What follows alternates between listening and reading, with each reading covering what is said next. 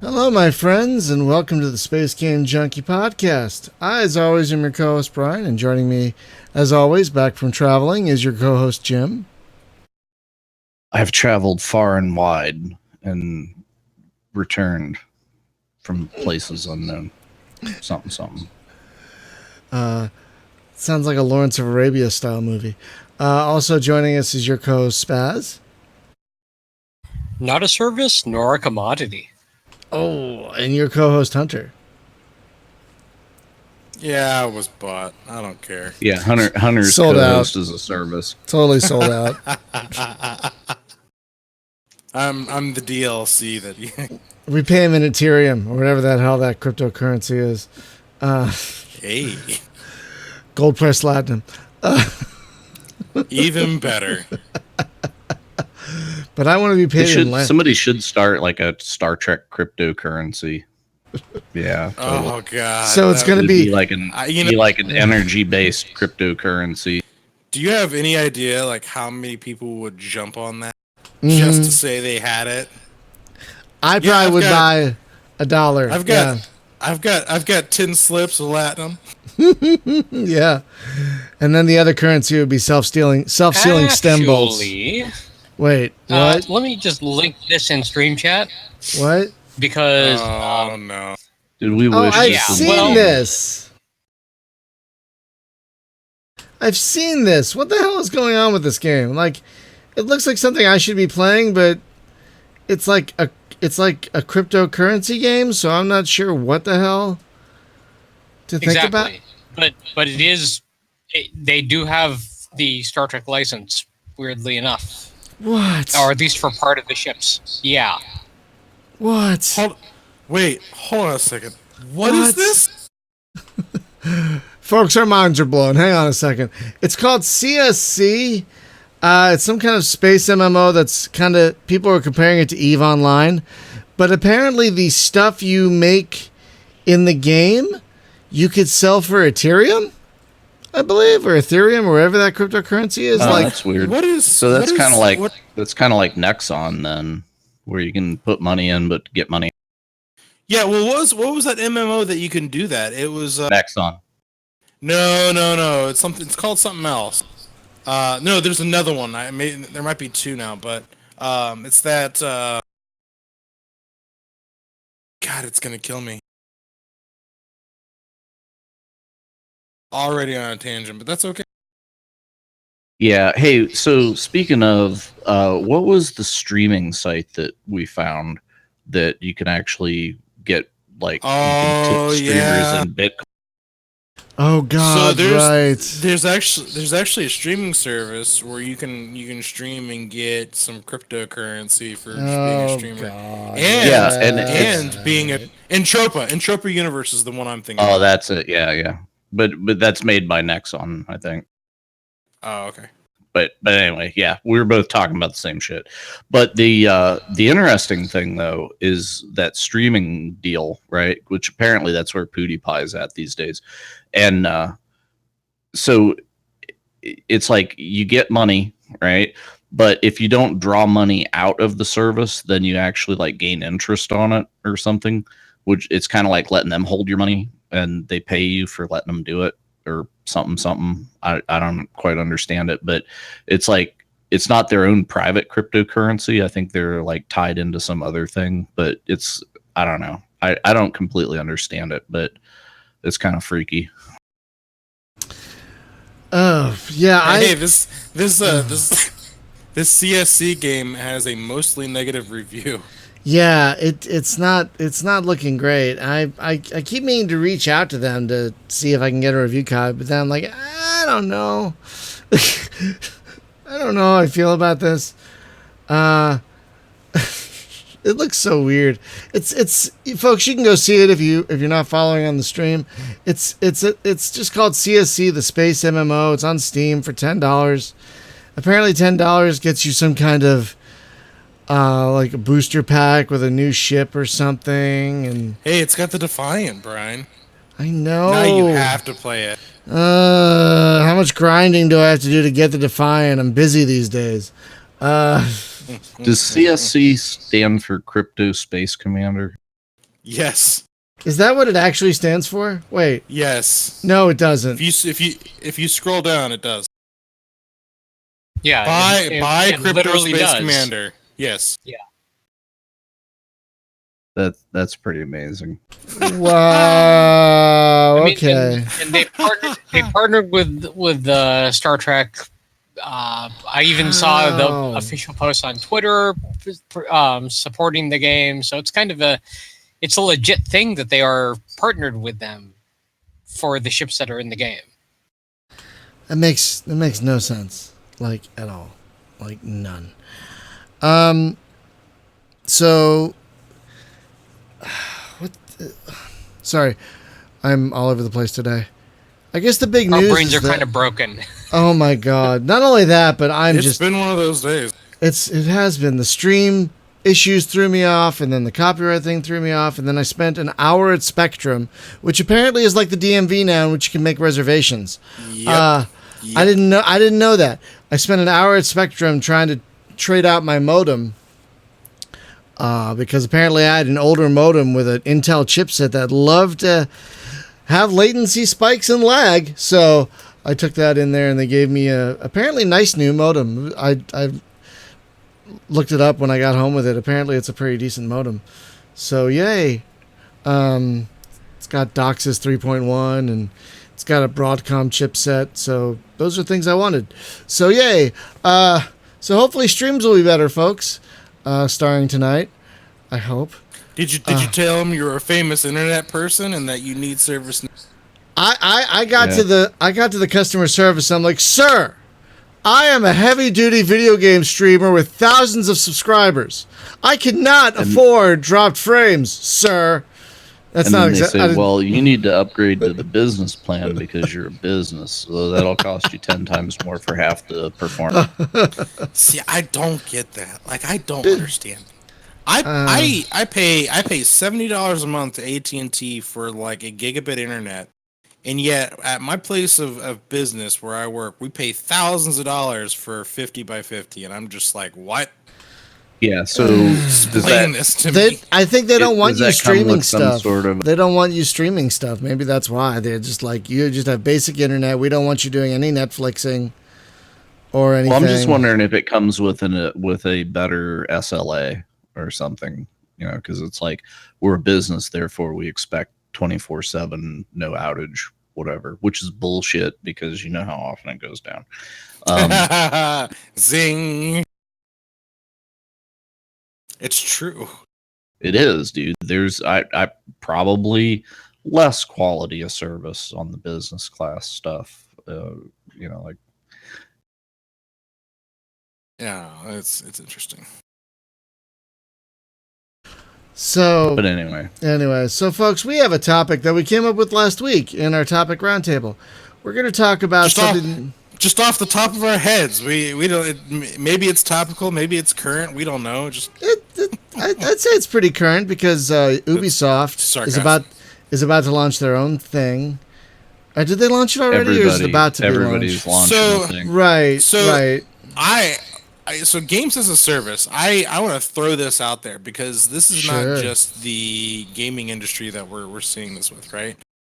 We're seeing AAS all over the place, like anything as a service. Right? Here comes the red letter meteor. You saw that one, right? The best part. The thing is there was a point in time in their video when they were listing off all of these streaming services where I was like, oh, wait, is that real? I couldn't tell because it all sounded legit. I think it was all legit. I don't know. But the thing that was funny, though, they were talking about, like, because Disney's got so many freaking streaming things going on that they were just like, well, at what point does Disney buy up Amazon Echo and Siri and then rename it to Mickey? And then you can be like, Mickey, what is the movie listings? Haha, hey. Well, they were also joking about the fact that Disney all of a sudden bought ExxonMobil and Kroger or something like that. In order for you to buy groceries, you had to subscribe to them. Yeah, you have to groceries as a service. do a background check and get groceries as. But like the goofy thing about it is this whole as a service thing is going to eventually recycle back into cable packages. Yeah, And that's been the whole thing is like you break it apart and then it comes back together in a worse form than you can possibly imagine. yeah, well, here's the upside and downside. I'll get to the games part in a second, but the interesting thing about the TV thing as a service is I do think that there is a bonus to some of this. For example, HBO going as its own service and breaking its ties as like you get it through your cable company. Now that it's its own platform service that you can subscribe to, the thing that I think is actually pretty clever here is when a new show comes out, say like Westworld season 3 coming out soon, I can subscribe to HBO for what 2 months maybe, watch that season and then unsubscribe because there's nothing else that I want to continue to keep Yeah, up with. you wait till it's over and then you binge and hail everything they've got, and then you.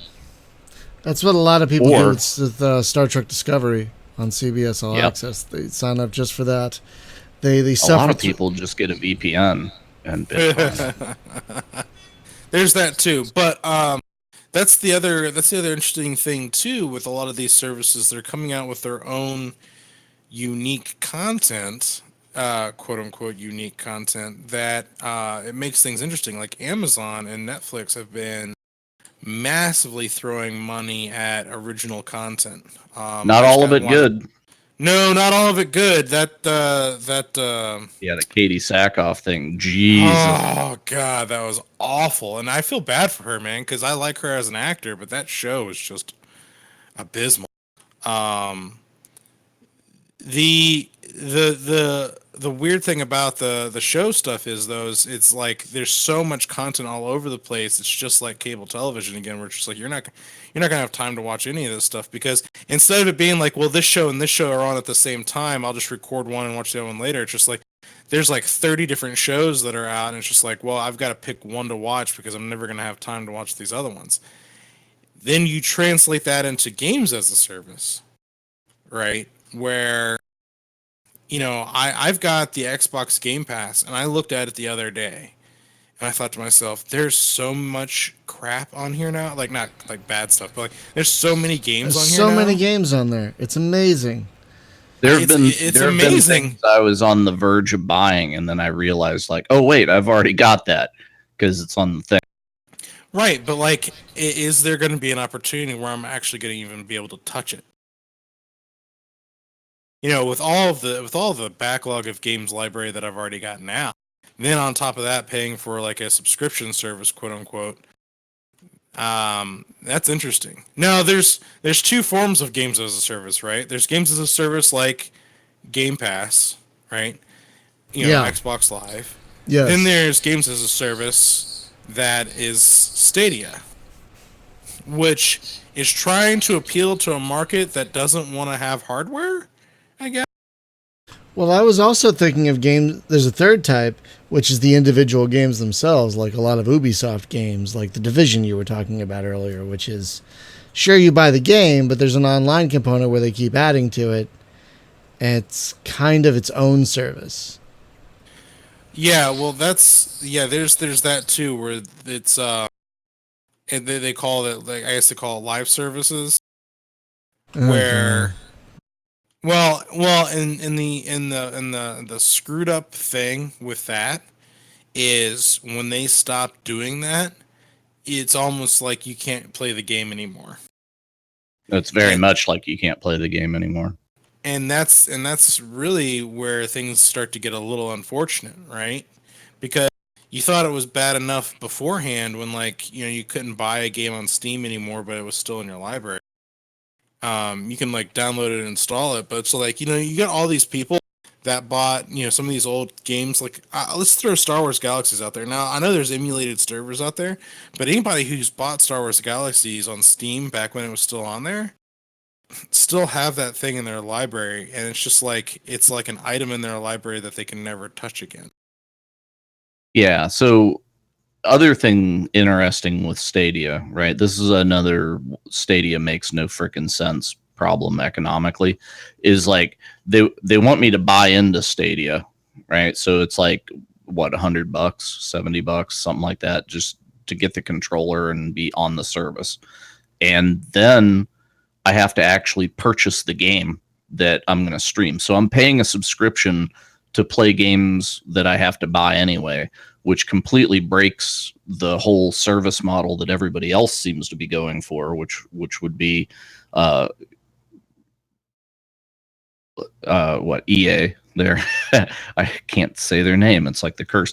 Yeah, EA's doing it, Ubi's doing it, Microsoft's got it going on. I don't know who else, right? But it seems like every publisher that has their own store is basically going to do this.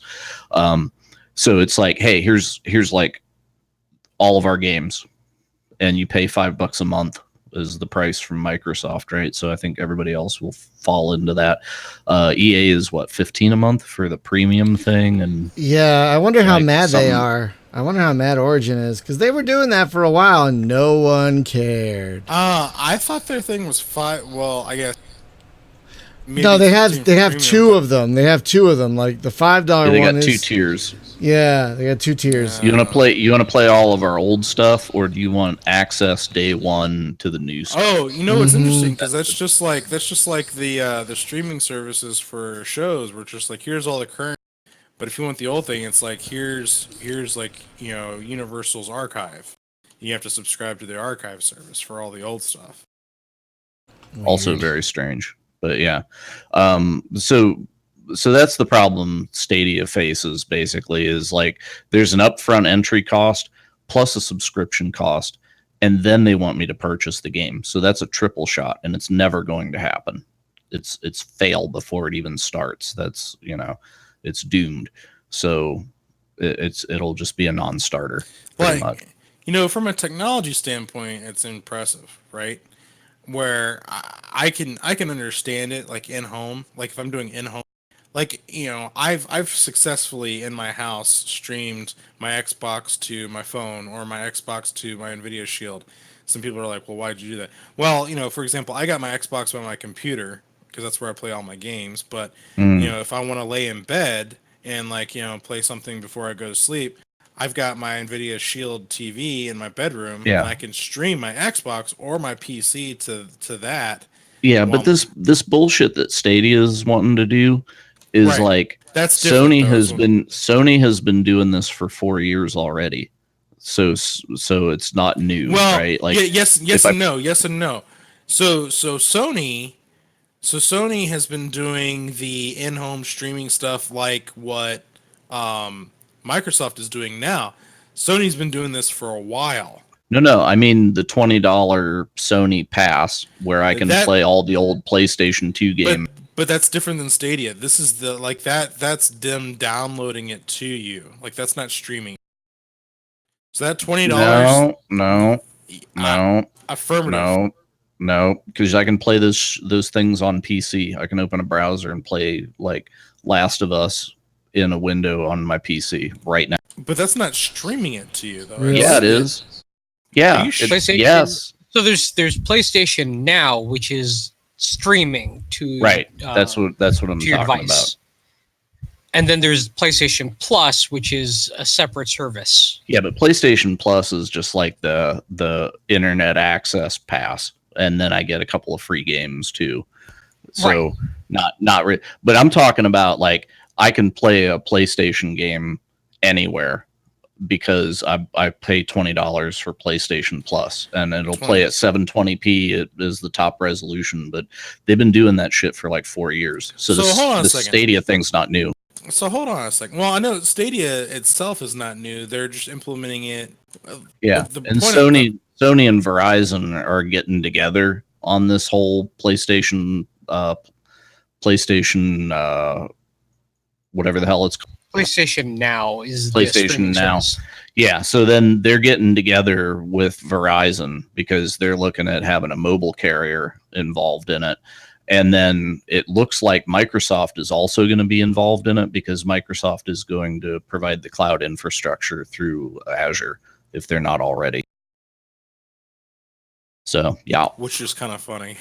yeah. Well, I mean, you know, it's one service or another kind of thing, but yeah, it's interesting, right? And then we're seeing the Microsoft Xbox logo on the Nintendo now, which is an oddity.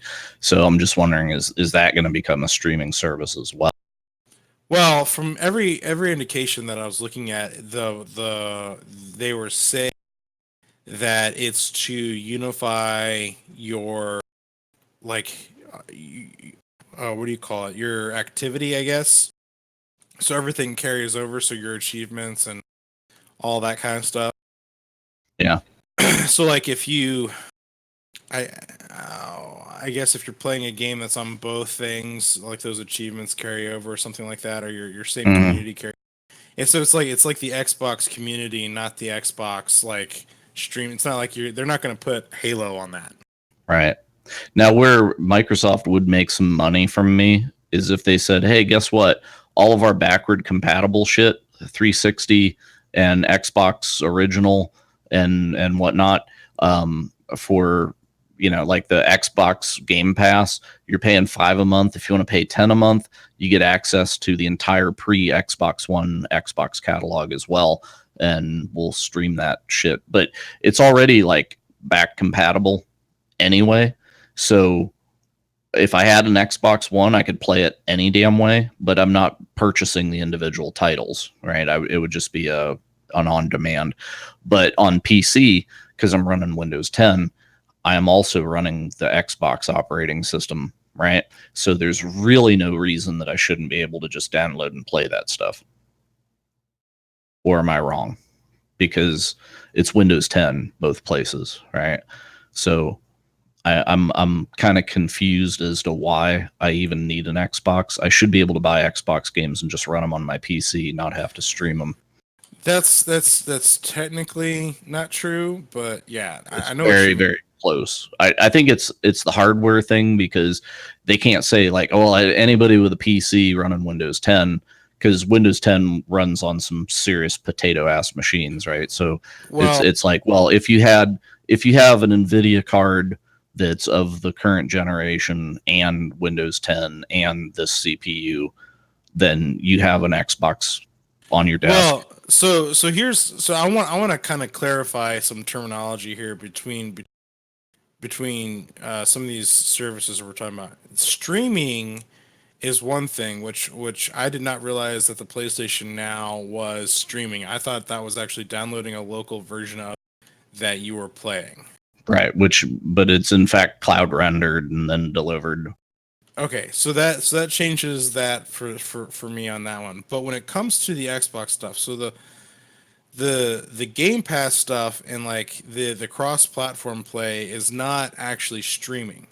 Right. So that's actually downloading to your device and you're playing it locally on your device. Right. But the difference is that they're not giving me access to a library of stuff. They're just saying, hey, you can buy these titles individually for $20 or whatever, instead of going to GameStop and hunting for the used bin version.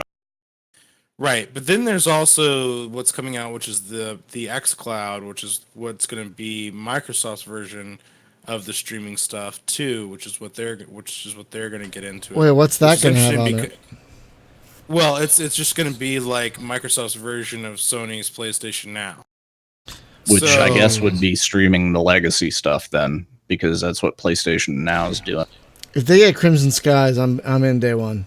That's exactly the title I had in mind when I was like, no question. But the point I want to try and like cut across though is game streaming from the cloud as a viable option is just not a reality in my mind, especially not on like a consistent basis, because it's going to be those one-off games that you might play, right? Like when you look at bandwidth usage compared to, you know, say like streaming television, like how much it takes to actually pump a game to you. If you're looking at like Stadia or PlayStation Now or xCloud or whatever streaming service that's delivering game content to you, if you're not already paying for a subscription, like a high-end bandwidth usage internet plan, it's gonna kill you, because they've Well, already not run only some of the numbers.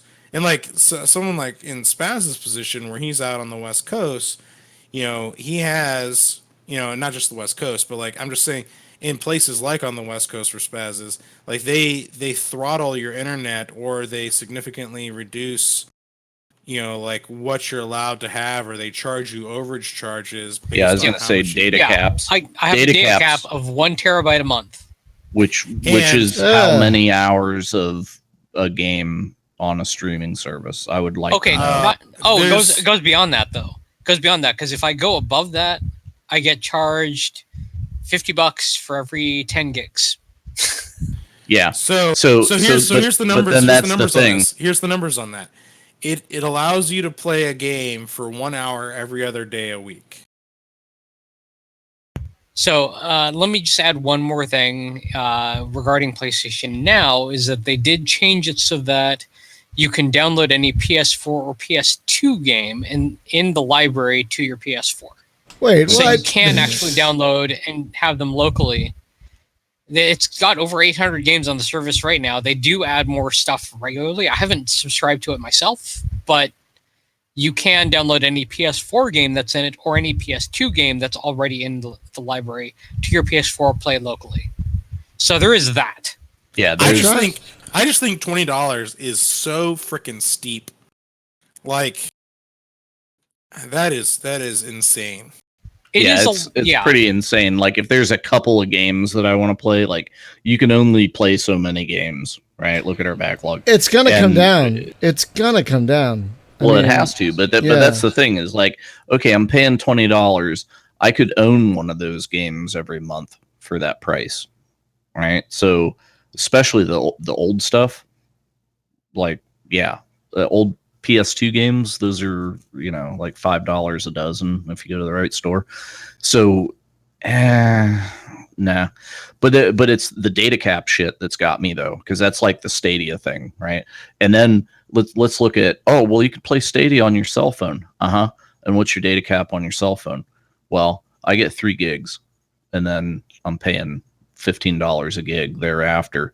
So it's going to have to be like that Microsoft and Verizon and Sony and Verizon hookup thing. That's going to be the deal, right? Because it's like, well, you have to pay for all your bandwidth unless you're watching YouTube, and then we give you like YouTube for free, unlimited or whatever. So then it's going to be like, well, you got to pay for all your bandwidth unless you're playing PlayStation games, and then it's all free, right? There'll be some special deal that gets around the data cap. But if you're on Cox, then well, you're on Cox. Sorry. I would move, dude. If I had to be on Cox, I would like pick up my house and just move because it's unacceptable. I mean, that gets into the net neutrality debate again, because that does relate to, you can use our service that we provide, and then you can get around this cap. Yeah. Is that asshole still alive? If so, yes. Why? Yeah. He's doubling. He's continuing to double down on stuff. But I bet he travels with body doubles and like 3 limousines, and nobody knows which car he's in, because I'm sure there's a lot of people that want to shoot him. So I was looking at the list of games on PS Now, which is pretty extensive, but there's really one game I care about, and that's Midnight Club Los Angeles. And that's not on here. That makes me sad. So if I want to keep playing Midnight Club LA, I hope my PS3 doesn't die. Wow. Do you have an Xbox 360? I do not. Not yet. Well, too bad. I would send it to you.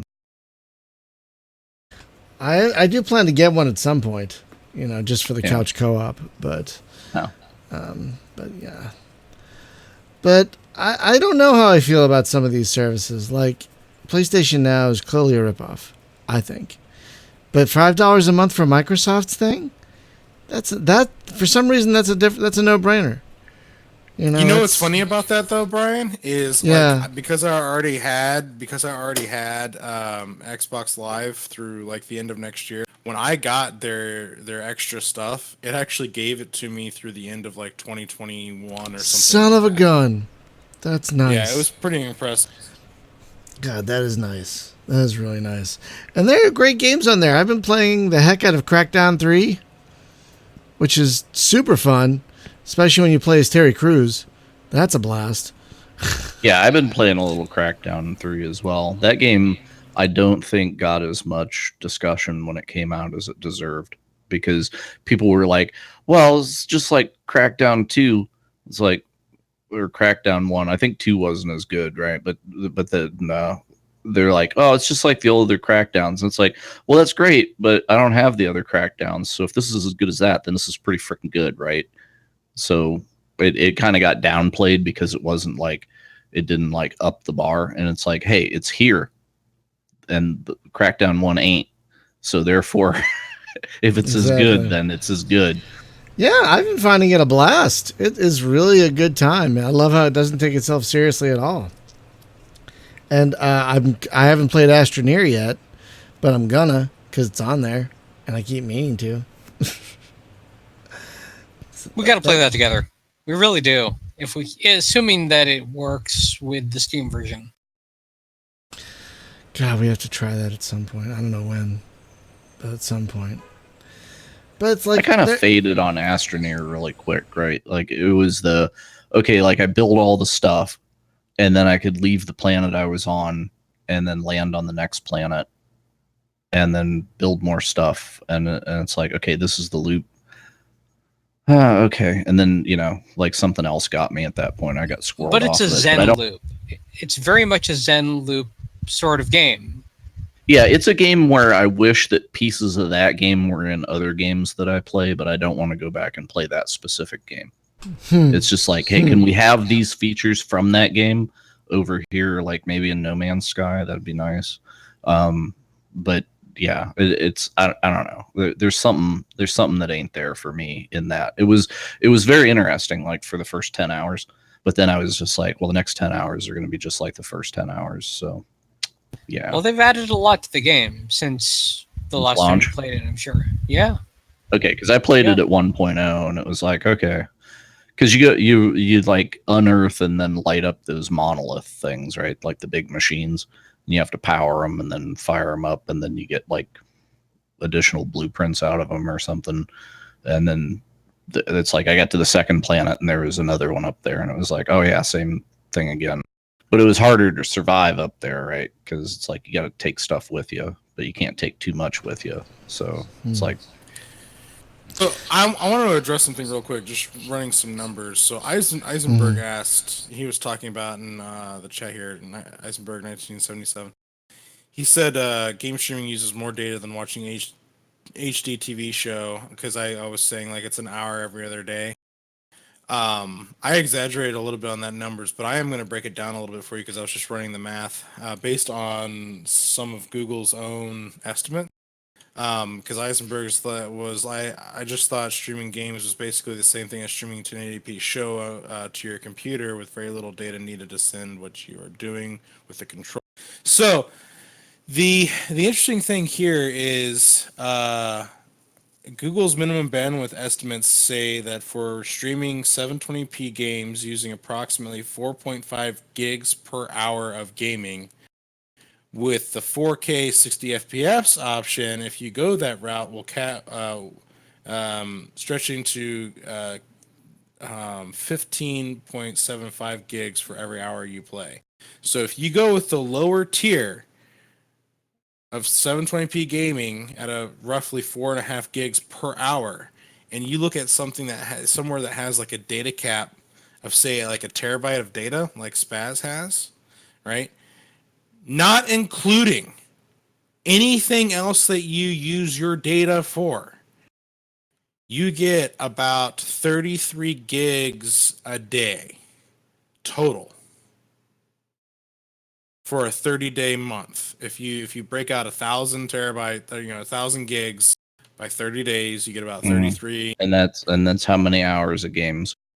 So if this is, by the way, this is 33 a day. So if you're doing the 4K, you're getting 2 hours of gameplay in a day, and you're not doing anything else. You're not watching Netflix. You're not doing Amazon Prime. Like, you're doing nothing else.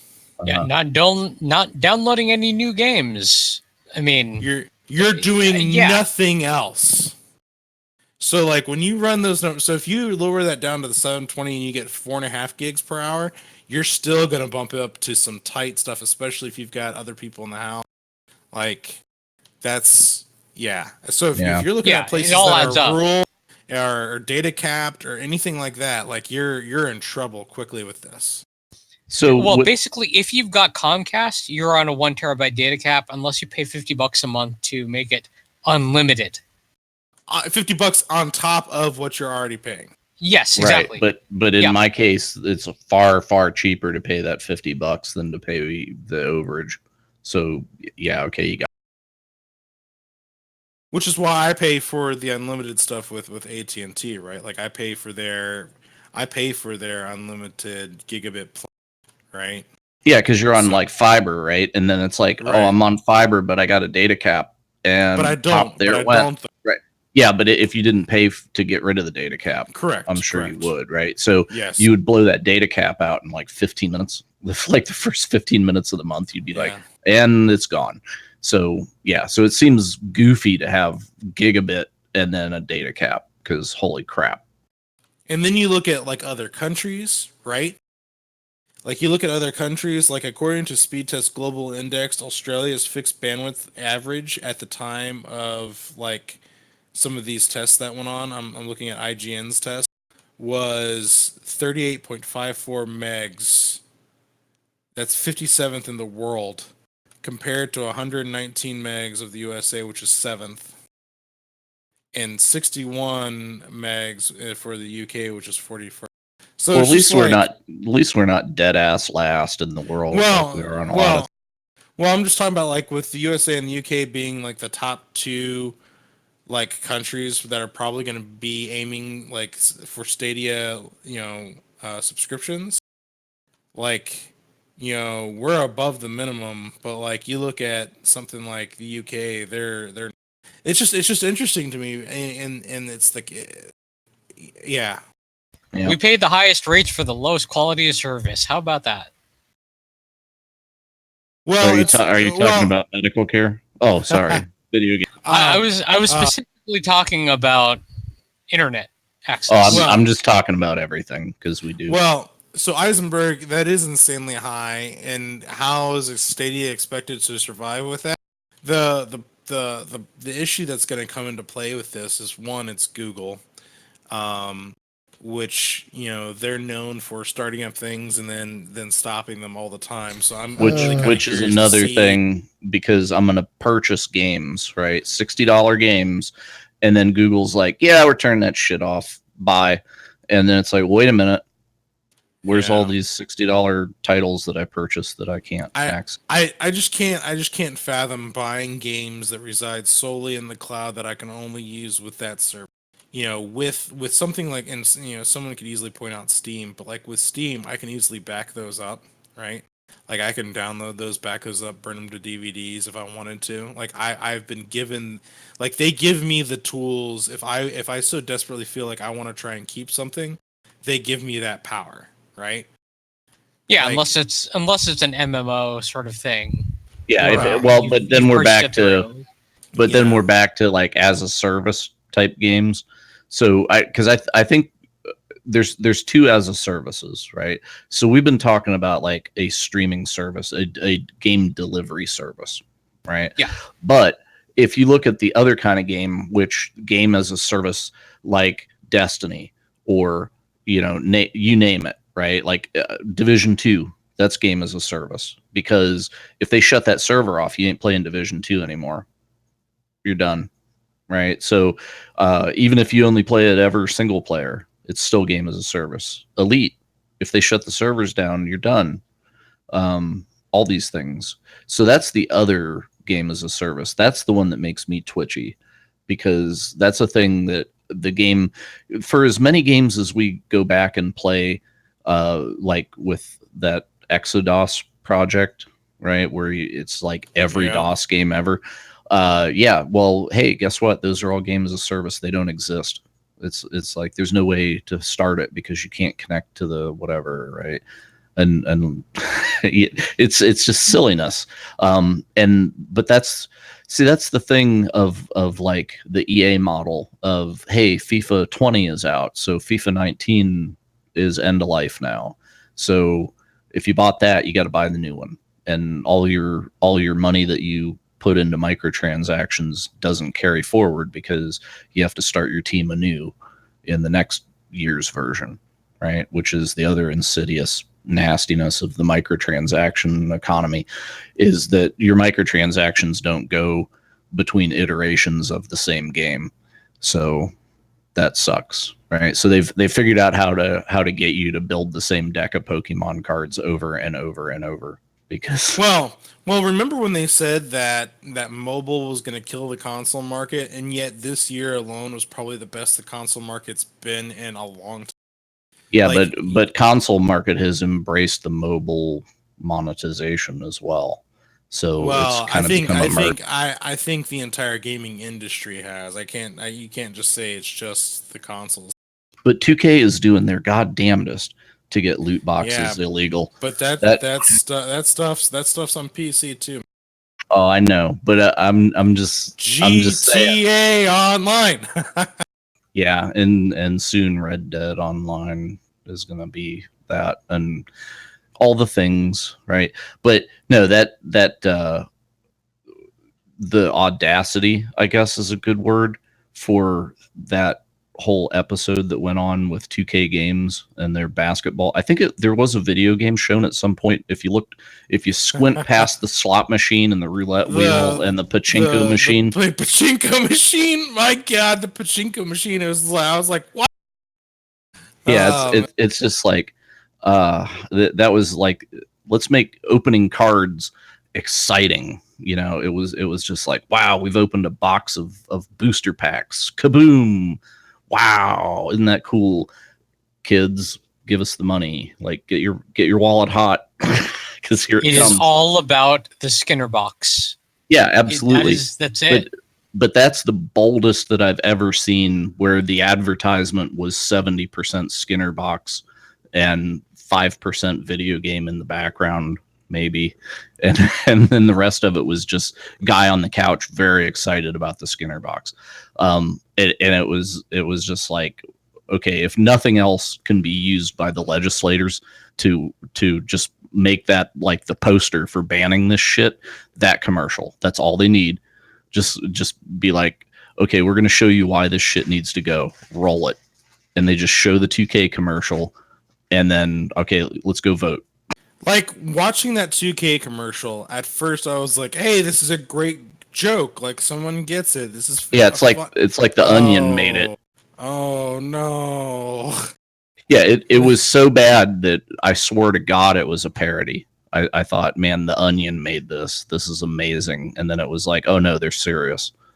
Oh yeah. Then you realize which YouTube channel put it out, and you're just like, oops, whoopsies. Yeah, but then again, it could be their strategy. Like maybe they are trying to make something so offensive that it will destroy that marketplace, because it'll hurt EA a lot more than them. And that's their primary competition, right? Is they need to kill EA to get the sports licenses, because EA fucked them over so hard for so long. maybe this is like the knife in the back. It's like, yeah, we'll get you guys. Yeah, you look at games as a service from that regard, and you just go like, where did things go wrong? And it's just like the lowest amount of effort for the maximum amount of. I mean, when you make essentially like simple slot machine games like that just rake in all that cash, because you look at what FIFA did for EA, and you're just like, you look at those numbers, and it's just outstandingly just disgusting. Oh yeah, you can't dispute like billions of dollars. It's like there's no incentive to like clean up your problem, because God, it's profitable, right? So it's like we can't stop doing this regardless of how we feel until somebody forces us to. Well, because how do you explain to your stock people like, oh yeah, we decided that that was a moral problem and we're not going to pay you the giant dividends anymore. Well, between the shareholders and then the lobbying side of things, that's where it gets really murky. Yeah. Well, in some companies though actually took a step backwards and their stock prices went up. I'm looking at Blizzard. Yeah, people Putting that out- decided, hey, we're getting out of that. Well, the whole Blizzard thing was they put out WoW Classic and their stock price, but I think a lot of people are pointing to the fact that they haven't had anything come out this year, and so this was their desperation for like, and even though they announced it a long time ago that they were going to do this, like it to finally come out to like actually help them because they've been mired in some controversy as of late too. I just blame Activision for the whole thing. Yeah, the thing with like Overwatch, right? Overwatch still makes money, but I don't know that Overwatch is a growing thing. I think it might be maintaining or bleeding out slow, but I don't feel that Overwatch is like the growth curve of that thing has ended. I'm not looking at numbers, but I just get the feeling, it's like I don't feel that there's people just flooding into Overwatch like, oh God, I just discovered this. It's amazing. So yeah, it's like all that business stuff is driven by growth, not maintaining. So they need something that actually grows. So I guess if the WoW Classic thing shows like, hey, we got X number of players to return, maybe. So, but this brings up another thing as game as a service is it's customer engagement, right? Because if you want a residual from me as a customer, if you want me to stick to your service and not bounce, service to service, or just say, hey, I got in there and I played the game that I was interested in, and now I'm out for a year, and I'll come back next year when the new hot thing is out. So if you want to keep me engaged in it, and even if a thing that doesn't cost me money all the time, like let's use Destiny, right? So Destiny's going through this transition where they're going to go from the Blizzard launcher over to Steam, and are they making like everything that's in the game right now is going to be free? Because I saw like they're going to transition all of my stuff, but it didn't say like, yeah, we're going to also transition the DLC that you bought. Your licenses, if you read it carefully, all of your licenses are moving over. Okay, but the stuff whenever it comes over to Xbox, is all that DLC just going to be free and it's free to play at that point, or are they going to? I don't know about Xbox, but like Xbox. I mean Steam. When it gets to Steam, I don't think I have to buy that game again. No, you don't.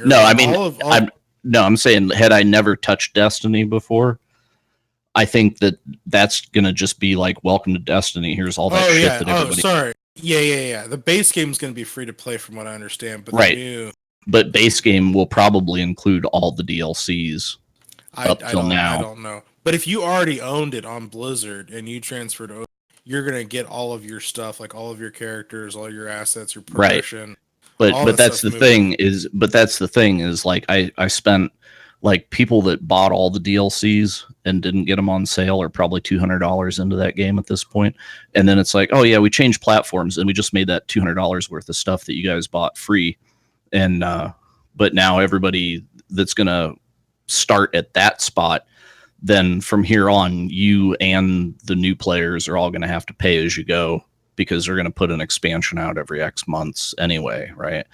And so that's the point of the engagement thing, is like, you have to keep me playing the game, because if I wander away from the game and I get interested in other things, or my friends all go, because they're very community focused things, right? Like, hey, what are all my friends playing? Well, I come home from work and all my friends are playing Destiny, so we log into that and we play, that's our game. So I'm still there. I'm paying attention. I'm interested when they come out with a DLC. If I have faded off and I've gone over to somebody else's game as a service and all my friends are over there, they could put a DLC out and I don't give a shit. You know, it's like, yeah, I'll catch that on sale, whatever. I don't have to be here for it right away. So the problem with all these game as a service things is that they have to maintain constant engagement with their whole user base, right? And you're not paying a subscription, so you don't have that thing like with WoW where it's like, man, I'm paying $15 a month. I need to be in there playing that, right? It reminds you. It's like, oh yeah, I'm paying for that. I need to be engaged with it. There's also the logic, and I'm not saying that people are logical because we're not as a human race, but like when you think about I'm paying this $15 a month because I want to invest in this. I'm investing in something that I want to do. It was the same thing with Eve Online. Like for me, like when I was playing Eve really hardcore, like that was the only thing that I was playing because I was putting money into it. Right, so but were you also in a sunk cost trap with it where you're like, well, I've already paid for it for the month, so I'm gonna get my money out, right, by being engaged with it. And then it's like, well, I played it all last. Sometimes, but there were, like there was also whole like weeks where I was just like, I would only like maybe log on like once, depending on what was going on, because I'd already invested so much that it didn't matter when I logged in. I just knew I was going to. Right, but did you ever look at it and say, I haven't logged into this for like 3 weeks or a month, or but my subscription's still active. Let me turn that off, right? Or is it a thing like, hey, my subscription's still active? Oh shit, I need to get back in and play it, right? So that's the thing. Do you kill the subscription when you're not there, or does it make you return to the game because the subscription is there? It depends on the game. So like with Eve, it didn't really matter for me because I was paying for 6 months at a time on a character. So like on a single account, right? So like if I left for like a couple months, my skill queue was already stacked up. So even if I didn't log in, something was happening because I already paid for that 6 months. And that's perhaps a genius thing of their business model by making it you don't have to be engaged with the game in order to advance. It's just remain subscribed. And you get the benefits, right? You get the benefits of hold on, you get the benefits of being able to like do more stuff, but like if you don't know how to use that new stuff that you've got, then there's really no benefit there because you have to because the meta is always changing. Yeah, right? But they got you to engage for a 6-month commitment at a time, right? They don't have to worry about you. They don't have to be like, we have to entertain this. Months. You have to remember, I was paying for 6 months on that one, and then 3 months at a time in my other two. Right, so but the point being, if you paid them 6 months in advance, then they don't have to keep you as engaged and entertained as a person who's paying month to month, right? And then if you're not paying anything at all, then it's like being paid forever in advance. So then they have to somehow get you to remain engaged, because if their income is just microtransaction shit or buy the DLC or combo of both, if you're not there in the game, then they can't Skinner box you, right? So they have to keep your ass in the game. So it becomes much more difficult because for you, it's like, okay, 6-month commitment, whatever. Don't worry about me. I'm here. You got. Well, here's the sick part about this. You ready for this? I actually quit game like Eve. Like I have officially decided not to play. I still have like 50 days left on my main account. Yeah, I bet you didn't clear your skill trees though. I handed over all of my in-game assets to a buddy of mine. I said, "Here, go play, have fun," and I like logged out. I haven't logged back in. Really? But did you at least fill your skill queues up before you left? Because you got I had like 3 years in my skill queue or something. Oh yeah, dear Lord. But see, the skill queue thing, that's more genius. It's like my main character was like 120 million skill points. Yeah, but that's the thing, right? Is like I have to stay subscribed because I'm 120 million skill points into this. And if you stop, because the clock does not stop. So if you quit paying, then you fall behind forever behind the guy that didn't quit paying. You want to know how CCP is trying to retain people in the game right now? They are literally giving people free SP like every single day. They've been giving out tons and tons and tons of skill points for the last like 2 months. Mm-hmm. It's quite literally nuts, and that's due to try and keep people engaged and playing. by giving away all this free skill points because they know, and they're not saying it, but they know people are not happy with the state of the game right now. Well, which is part of that the reason and why I left. but it also converts a beta into an alpha because if you hit the skill point cap, right, it's like, oh, they're giving away all these skill points, but I can't use them because I've hit Right. the cap. I need to Maybe give in them an money. alpha into Omega, yeah. And yeah, I'm doing it right. So it's like I go from a free account to a paying account because I have maxed out my skills. Right. So it's like, oh, I farmed all that free shit and damn, it put me over the line. Now I have to convert or I'm stuck here. All right. So also maybe not the dumbest thing. It's kind of sly, right? It's like, hey, we're giving you this free stuff. Yes, but the free stuff tees you up for like hitting the end game of the free. So it's kind of like, no, we're actually forcing people into a paying situation, but they're doing it more subtly, right? Where you get a game that's like, name any game that's a game as a service where they put an expansion out, right? Well, I don't have the expansion. Well, you can't go. You can't go in this dungeon. Why? Content. Yeah, it's like it's gated, right? I'm running into that, like you said. I spent all week in the ESO, and I run into shit in ESO. It's like, oh yeah, you can't go in that dungeon but you could buy it in the Crown store, or you could become a monthly subscriber and just have all the things and not have to worry. And then I looked at the price of the dungeon in the Crown store, and I'm like, that's $25. That's crazy. It's like, wow, one dungeon, $25. No, nope, that's fine. If I had exhausted every other bit of content in the game, but if I was in a guild and they're all like, dude, we're going on a raid, we're going in this dungeon, and it's like, oh, I don't have it. Well, if you want to come with us, you better pull your wallet out. So it uses like social peer pressure kind of thing. But it's also a problem, right? That's Because that's the same issue that Fortnite was having. Where it was just like all these, these parents were getting mad at Epic because their kids were stealing their credit card. Well, for yeah, the because Fortnite you gotta wear the banana suit or you get your ass beat in school. True story. Yeah, it's weird. Fortnite is a really interesting psychology experiment that I hope people are really documenting, because that data will be very, very interesting. About, you give something away for free and then it's cosmetic only, but what is the pressure to consume for cosmetic things? It's apparently quite high. I'll toss this link into the stream chat. It's a GDC talk from earlier this year regarding ethics within the game industry, and it's really interesting stuff. Is it a really short talk? No, it's honestly an interesting like talk. a TEDx. Well, it's the awesome thing about this is it does cover things like loot boxes and how those are implemented. The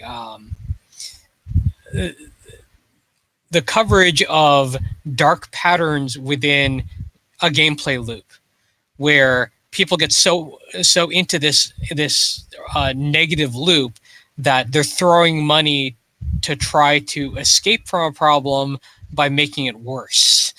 That sort of knowing that that certain patterns, certain behaviors are, I don't want to say addictive specifically, but they have some similar features to addiction. They play on the same chemicals in the brain, and then feeding into that. Again, this is really interesting stuff. It's worth a watch. Are they trying to make it worse to the breaking point so they can get out of it? Is that what you're saying? You know what's interesting about all this, though, before you answer that, is it reminds me, it's like the casino thing with the flashing lights and the winning sounds, and it's that a rush of endorphins that says, hey, look at this cool thing that I can do. It hauls back to like early Call of Duty and like Modern Warfare 2, where like each time you'd level up in a multiplayer match, it would like play this like riffing guitar metal, like, and like it was all hype and excitement. It was just like, woo, leveled up.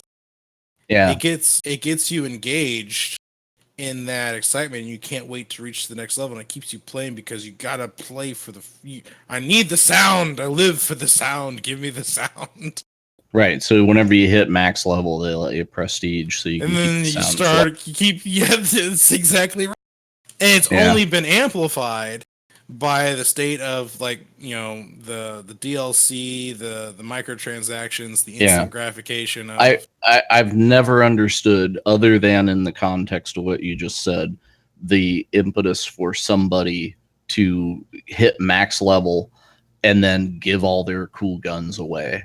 Just be like, I'm gonna start back at 0 again. Just take all my toys away that I broke my ass for umpteen hours to get, just so that I can put like a +1 next to my name. Bro, What? bro, I've prestiged 7 times, bro. 7 times. Wow. Just like, wow, Jesus. You all right, dude? Wink over in the Twitch chat is saying Warframe is especially good at all of this, apparently. I don't know. Yeah, if but you guys... Warframe is inoffensive, to me at least. They don't piss me off with it. And so there's like some Warframes that I kind of want, right? But I've got all but the last couple that they came out with, and I've never really paid for a Warframe other than the Prime version.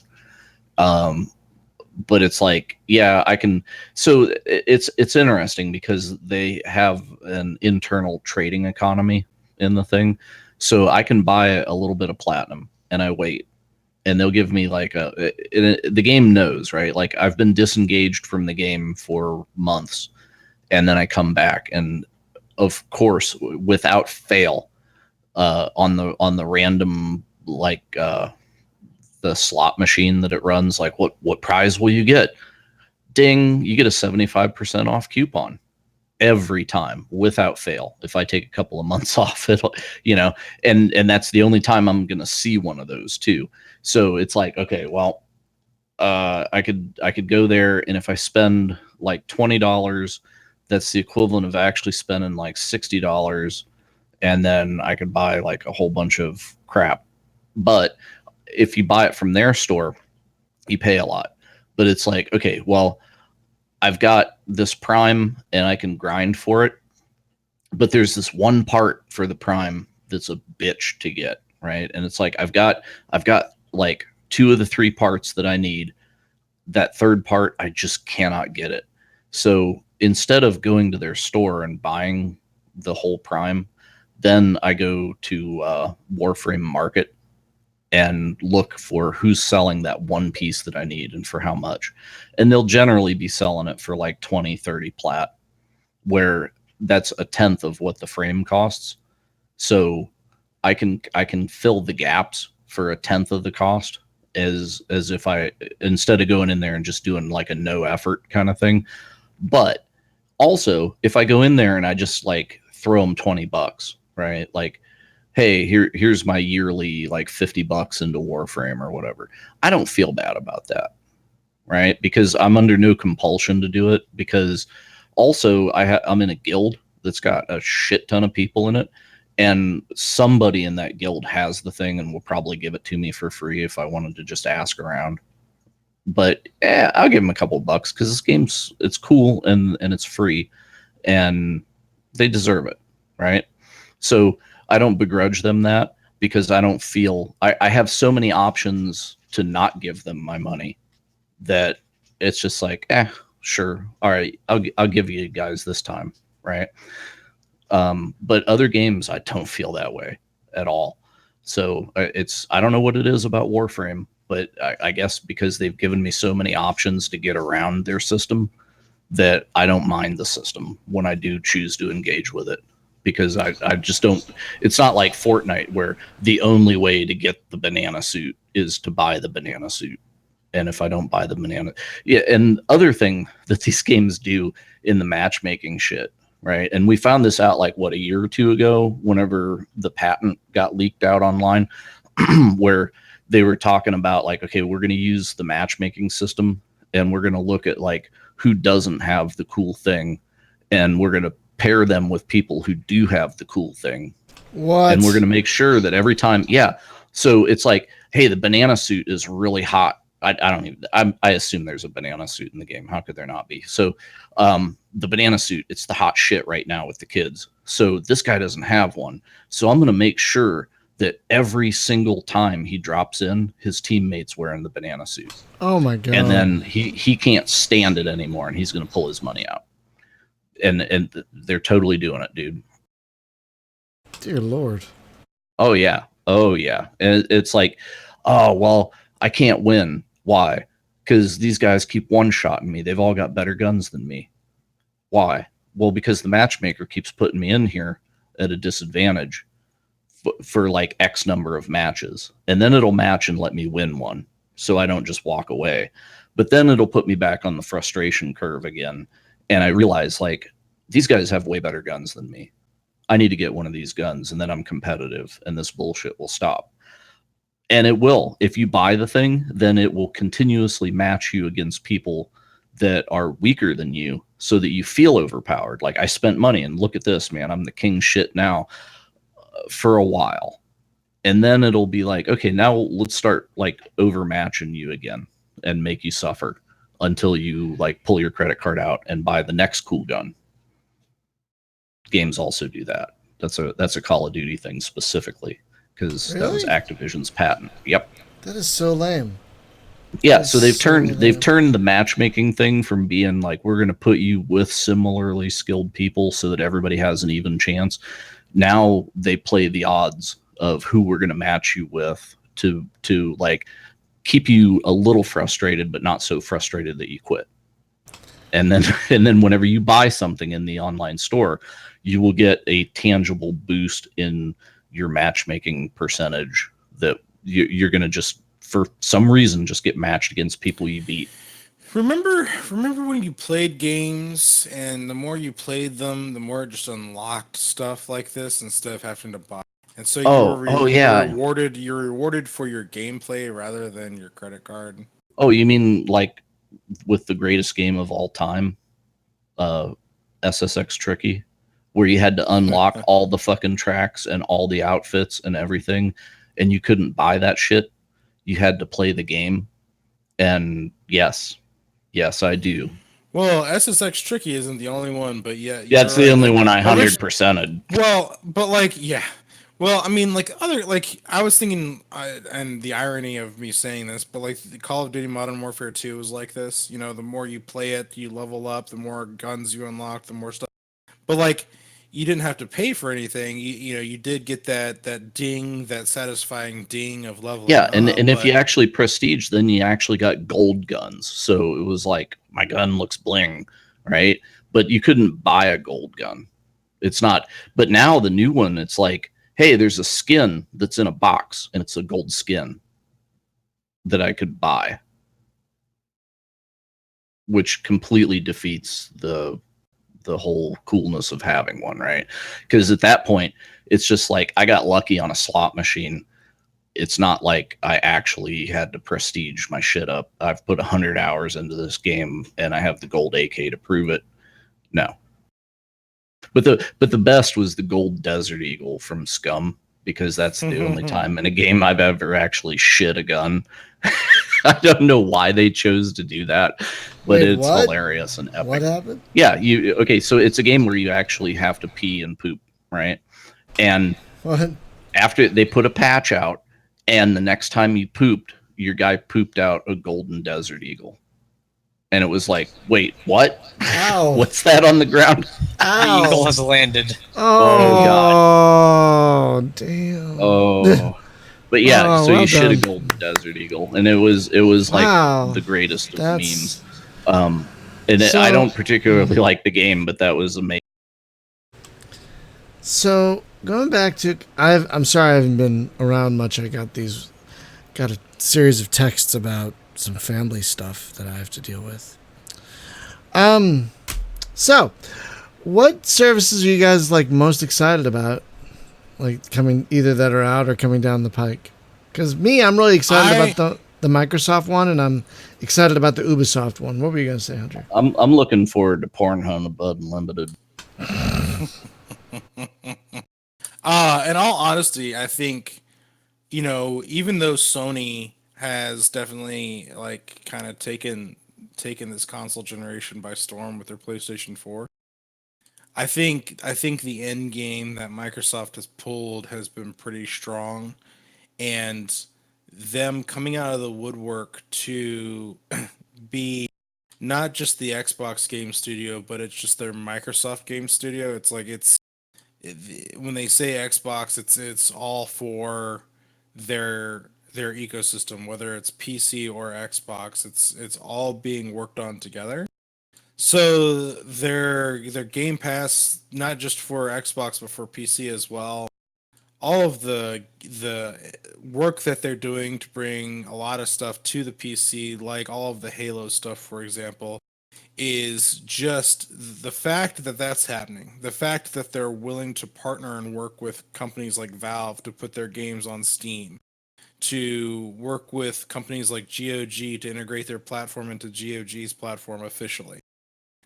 Microsoft's services and their willingness to partner and their willingness and the fact that they're also trying to gobble up a bunch of devs, them and Sony are both doing bunch of developers, to me says that they're trying to actually focus on providing for the gamers what the gamers really want, rather than some, trickery of whatever to try and get people to pay them money.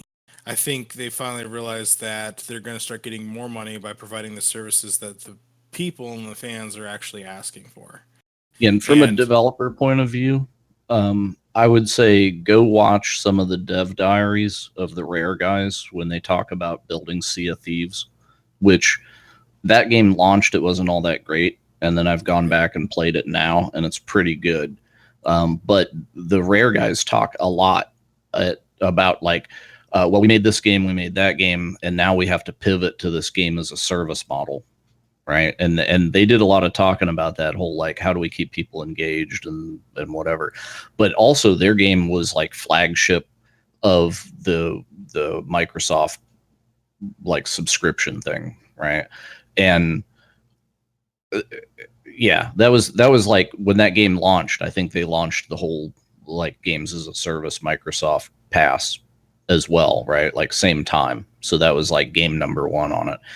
I would like to know if the way that people primarily consume your game is by paying $5 a month, and then there's like 100 games on the service. Do they split that $5 a month across 100 games, and that's what the devs get every month, or who gets what and why?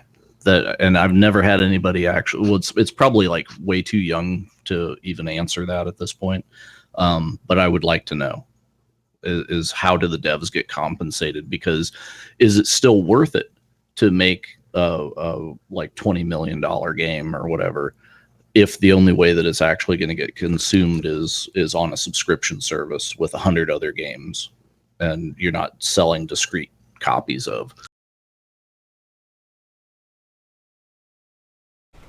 And it also like really fucks up your sales numbers, right? Like how do you go back to your board and say, yeah, we sold X copies of this game? It's like, no, well, the service that we're on has X number of subscribers, but we don't know if they're playing our game.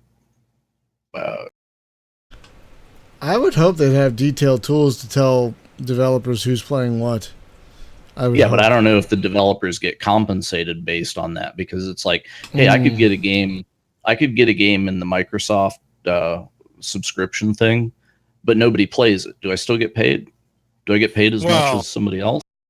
I think it would all depend on what agreement that they have at the time with, because here's the thing that kills me. So you want to talk about, games as a service, Epic's game store, right?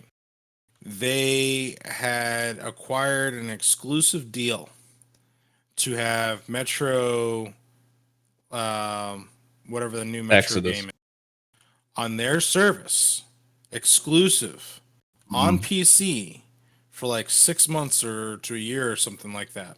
Yeah, but then Microsoft swooped in and put it on the Microsoft store, so I can still get it on PC and I can play it for free on Microsoft's $5 a month.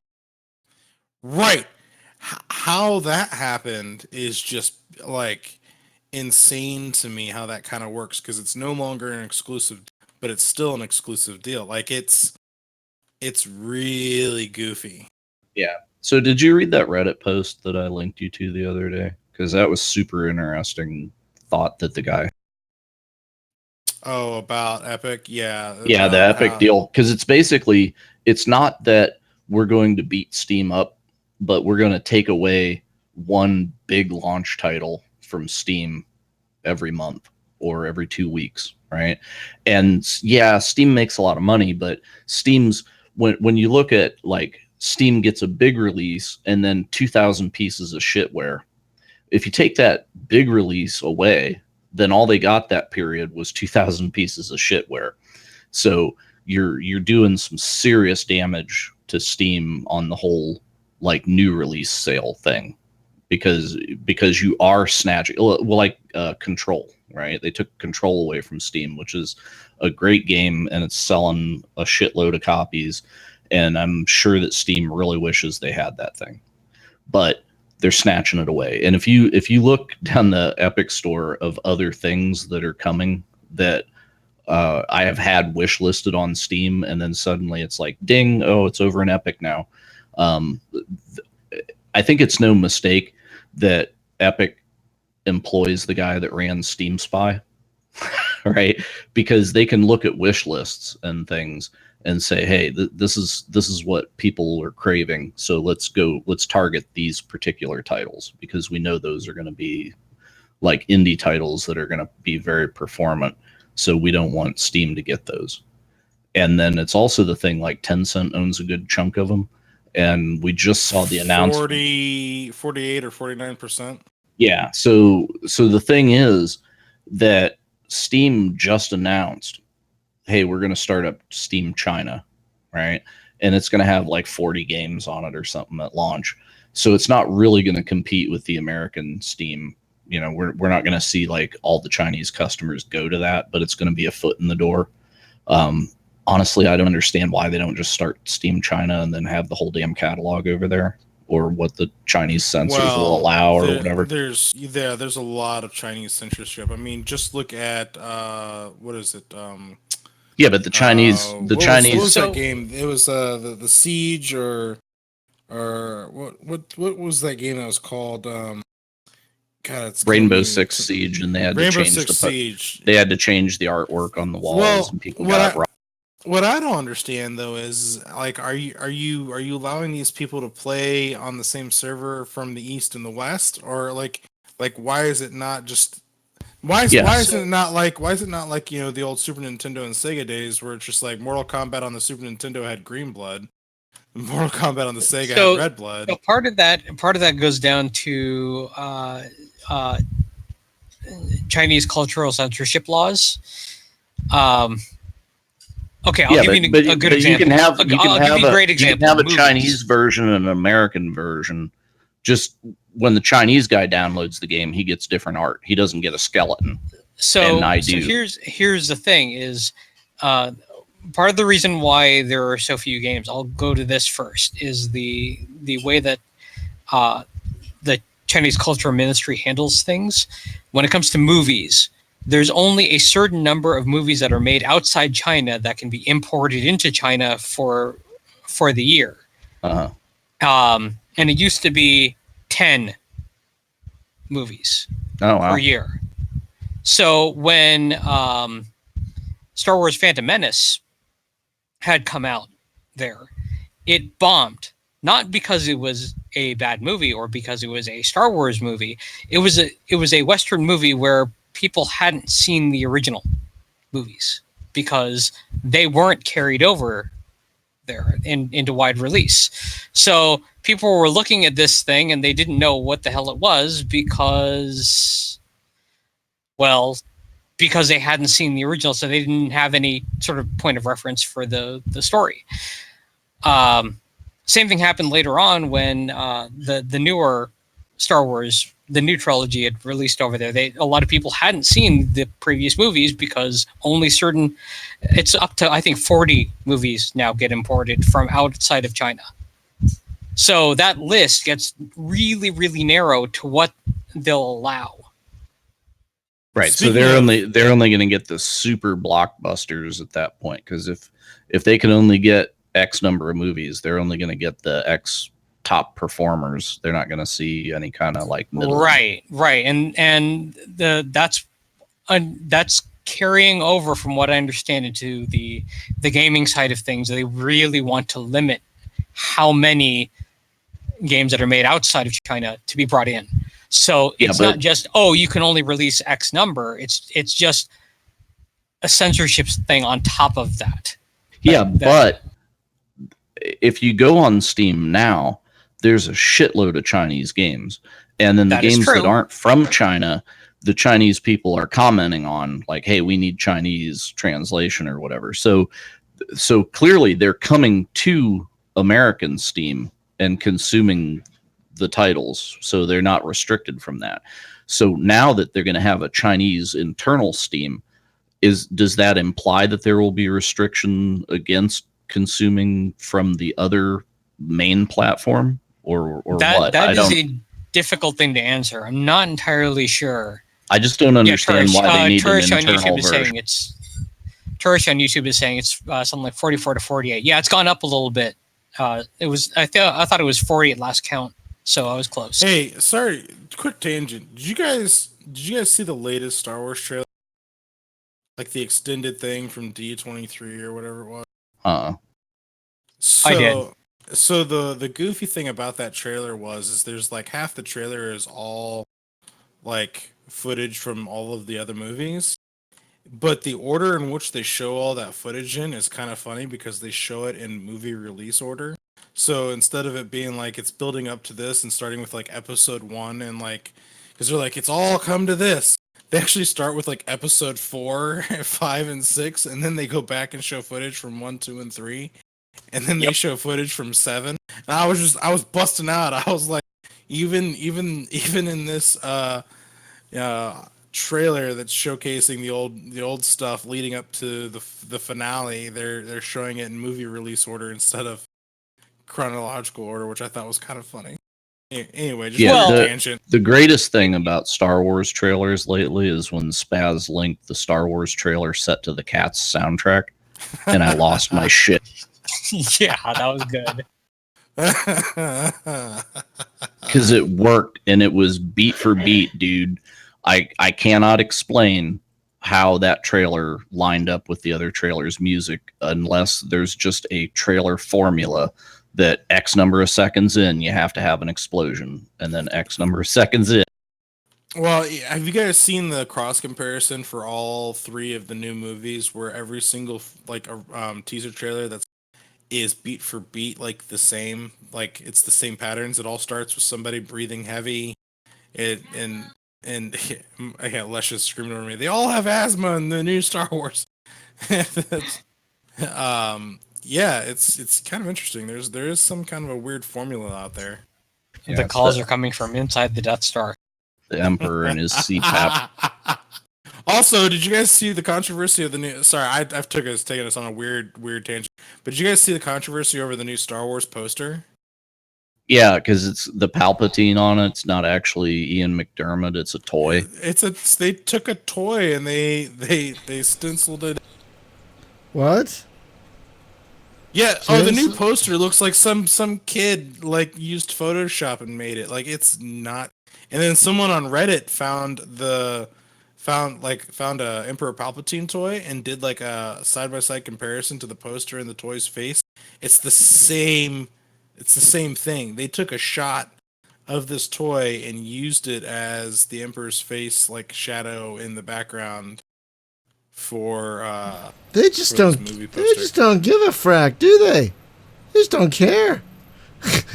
I'm really curious about the new one because apparently they're gonna have a space version of Burning Man, so I gotta see what that's.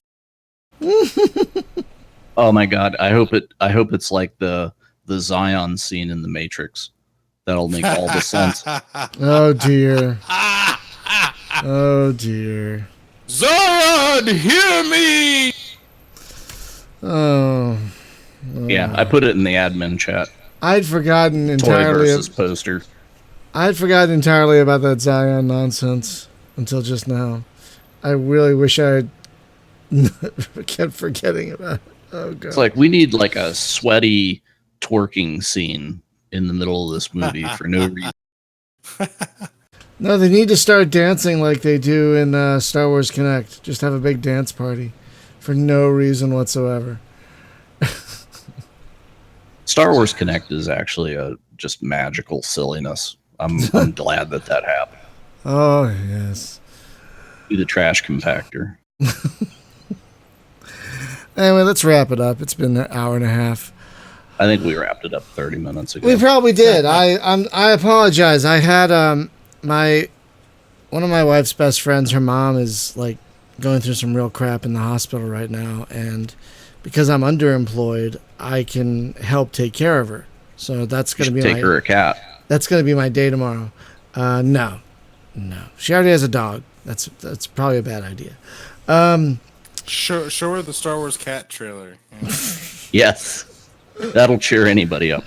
We'll probably watch a lot of things like that. So, folks, just some programming notes real quick.